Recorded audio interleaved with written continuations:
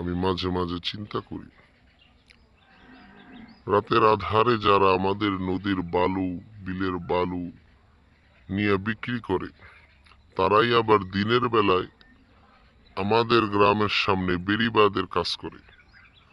আমাদের বালু বিক্রি কইরা গ্রামের পর গ্রাম ধ্বংস কইরা দুই একটা গ্রামের সামনে সেই টাকা দেওয়া বেড়িবাঁধ বাইদা যদি তারা জনদরদি হয়, তাহলে এই গ্রামগুলা ধ্বংসের কারণ কারা? এই জনগণের ক্ষতির কারণ কারা? এত কিছু বোঝার পরেও আমরা কিছুই বুঝি না। 1,500 টাকার লোভে আমরা সেই ব্যক্তিদেরকেই ভোট দেই যারা আমাদের অধপতনের মূল। কিন্তু কি করব, আসলে বংশের লোক তো, চোর হইলেও আমার বংশের লোক। যত অন্যায় দেখি বংশের লোক হইলে প্রতিবাদ করা যাইব না, করতে থাক, আমার কি।